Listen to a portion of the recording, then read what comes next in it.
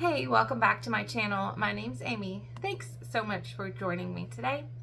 On this day, Monday, April 3rd, I am going to be sharing with you all of the books that I read and listened to in the month of March. Do you like audiobooks? If you do not like audiobooks, I am here to tell you right now, and I'm going to prove to you today, that you really should open your mind to the possibility of audiobooks because as you will see here in a little bit, I'm really rocking and rolling with my reading on audiobooks. Okay, so in the month of March, I read 2 regular books and I listened to 4 audiobooks. I'm finding as a busy mom, wife, teacher, this past week we got a new puppy who's sitting in my lap right now. Just all the things. Life is busy for us. It's hard for me to sit down and read a book and take that time for myself to relax. I'm finding that I can, in the busyness of my life, still find time to absorb and enjoy new books while I'm doing everyday tasks like driving around, walking my dog, grading papers at school, getting my morning going at school, cleaning my house. So if you do not listen to audiobooks, you should really think about it if you're desiring to read more and more and more. So I'm here to share with you the 6 books that I read, 4 audio, 2 regular books. I also checked my books out from the library because I don't want to acquire a lot of clutter. I don't really want to acquire books, so I borrow them from the library. The audiobooks I get from Libby, so everything's free. This is a free hobby that I have. Love that. So the first book that I listened to was Rock, Paper, Scissors by Alice Feeney.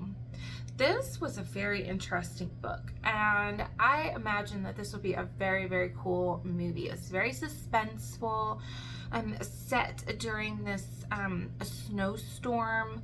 This husband and this wife who are seemingly not getting along, having marital problems, and it flashes back to when the couple also has you get to see the progression of how their marriage went from good to not good. And then there's this person that is like living in the woods and is seemingly like the caretaker to this home that they're staying in, and there's a lot of unexpected twists and turns in this book by Alice Feeney, Rock, Paper, Scissors. So I gave this book a 4 on Goodreads, and I highly suggest this book if you like thriller books.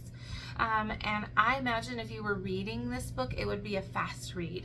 I really, really enjoyed this book a lot. Now, March was a very good month for me. I discovered 2 of, I'm going to dare say, 2 of my favorite books of the whole entire year. By the end of this year, these will be 2 of my tops. And I also discovered 2 new artists. 2 new authors that I discovered. So one of my tops that I know is going to be right there at the top of my list of favorite books that I read this month is The 7 Husbands of Evelyn Hugo by Taylor Jenkins Reid. I loved this book. This was a book that I read that I borrowed from the library, and Evelyn Hugo is a old Hollywood movie star. And it follows her journey of when she was just a regular person and how she kind of came to be this star that she is today. Oh, hold on. I was looking for this. I don't know where Charlie found it, but he found Ruby's collar. Here's Ruby, in case you haven't met her. Here's Ruby. She weighs 3 pounds. And Charlie weighs 70 pounds. So they are learning how to get along together. Thank you for finding that, Charlie. He's looking at me like, that was rude. You just took away my chew toy. Okay, so Evelyn Hugo is an old Hollywood movie star, and this follows her journey. And in the end, it kind of goes back and forth between past, which was that story, and present, when a person that works at a movie a magazine is hand selected by Evelyn Hugo to do her biography. And this person is not like this author from the newspaper is not someone who is, like super well known. She's not super well known. So the girl the whole time is not really quite sure why she was selected. And in the end, at the end of the story, she does discover why she was selected. And it's just a very fascinating story of love, loss, and just how Hollywood can not always be what it seems. And I am very fascinated with old Hollywood and in that time period, so I really did enjoy this book. And I loved Taylor Jenkins Reid so much, this book so much, that I added pretty much everything that she has ever written to my TBR. So that is set for that for sure. If you have a favorite Taylor Jenkins Reid book, leave me a comment below. I've heard people love Daisy Jones and the Six, people love Malibu Rising. I pretty much have them all added to my list, and I can't wait to dive in more. So another book that I read, this was an audiobook, was The Woman in Cabin 10 by Ruth Ware. I enjoyed this book, and I really did. Seven Husbands of Evelyn Hugo was a 5 on Goodreads.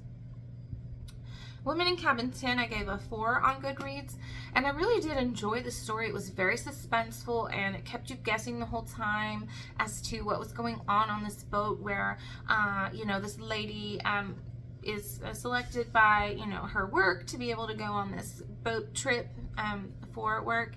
And so she meets this woman in the cabin next door to her. And then all of a sudden the woman goes missing and she has no idea where she is. So she thinks that she might be murdered. So because she heard some things, some very suspicious things, and she thought she saw something. And so it's this journey of this woman who might be of questionable character trying to discover what really happened on that day. And I really did love this book. I gave it a 4. It was very suspenseful and I enjoyed the ending. But I did take off a lot of Ruth Ware's books that I had on my TBR because just the language in it, there was a lot of cussing. And for me, I can stand some, foul language, but there was just a lot in this book, and I was listening to it too. So that made it hard for me to be able to do that in the car with my daughter. Just definitely proceed with caution on that one, depending on whether that's something that bothers you or not. It was a very good story, though, I will say that. The next book that I read, physical book, was Grave Reservations by Cheryl Priest.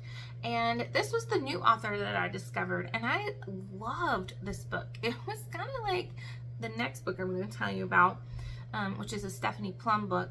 It was just this woman who is a new kind of travel agent, but she's also a psychic. And so she saves this man who is her client from dying on an airplane. And so this man happens to be a police officer, and he's like, hey, there's this case that's really puzzled me. Maybe you could kind of help me along my journey with this. And so it's funny and kind of suspenseful too, and there's some twists and turns involved in this, and connecting a case that's close to home to her and this case from the cop and how they connect together. So really this was a very good book. And so she has another book, Cheryl Priest has another book called Flight Risk, I believe, and so that is definitely one that I have on my TBR, and I will be reading that one later this year. So the next audiobook that I listened to was Game On, Tempting 28 by Janet Ivanovich. This is in her series, her Stephanie Plum series. Stephanie Plum is a bail bonds enforcement agent. So people who skip out on their bail, you know, she goes and retrieves them. And so sometimes she's not very good at her job, and most of the time she's not very good at her job, and she requires the help of a lot of the hunky men in her life, and she has, you know, a sidekick that used to be a prostitute, and so this lady goes around with her, and they cause all kinds of mischief. And in just about every book from the Stephanie Plum series, Stephanie Plum destroys at least one car in every book. So it was just a fun read. I needed something to listen to quickly, and that was it. So I do enjoy those books. They're really funny. And the last book, we're going to end on the highest note. So 7 of the Husbands of Evelyn Hugo was going to be on, so far, as on my top 3. Top would be The Four Winds by Kristen Hanna, 7 Husbands of Evelyn Hugo by Taylor Jenkins Reid, and the third one is The Measure by Nikki Erlich. And a friend of mine at work recommended this book to me, and I was super excited, so I got this on audiobook. And then she told me today that this was actually Nikki Erlich's first book, and I am here to tell you that this book was another one of those books that really kind of like hits a chord with me, as far as like the specific topic, the overlying social aspect of this book. So it begins on just a seemingly random day when everyone that's over the age of 22, or maybe over 21, they've turned 22, so 22, they receive a box on their front door, and inside the box is a string, and the string is different lengths for every person. And over the course of time, you know, this is across the world, over the course of time, scientists have studied it, and they have determined that the string is the measure of your life and how much time you have left to live. And so it follows this journey of long stringers and short stringers, and over time, the short stringers become outcasts. They are discriminated against from jobs and relationships, insurance, all kinds of things, because people don't want to take a risk on them because they know that their life is short. And so there's that aspect of that, and the heaviness of that. Not something that anybody can help. You can't help how long you're going to live. That is determined already. And so that was definitely just a very, very heavy book. And I really loved just the thought-provoking nature of this book, and thinking about, some people say, do you really want to know? I want to know how long I'm going to live so I can live my life to the fullest. But what happens if you really do find out how long you have to live? It might seem okay at first, but then you have to really like emotionally grapple with that. How's your family going to treat you now? Are you going to go into a depression, or are you really going to live your life to the fullest and taking advantage of every moment that you can, and travel and love and eat and spend and do all the things? Or, you know, are you going to, you know, get depressed and retreat and hide? So I loved this book so much, so much. So I highly recommend pretty much every book that I read. I enjoyed every book that I read, so feel free to check those out. Oh, I forgot to tell you, Game On Tempting 28, I gave a 3 because, I mean, it is what it is. It's just a fun read. It's not anything that's like super great literature, but it really is fun to read and listen to. Okay, that is it. This little chica needs to go outside. She's biting me. She is ready. She took a little nap and now she's done. So I need to end this video. If you like to read and that is something that you like to follow, then I would love for you to subscribe to my channel, because I post my reading videos at least a couple times a month. I also have beauty content and skincare content, so if you like that kind of thing, I would love for you to subscribe also. And sometimes I share my keto journey through my channel as well. I'll see you in my next video on Wednesday. Bye.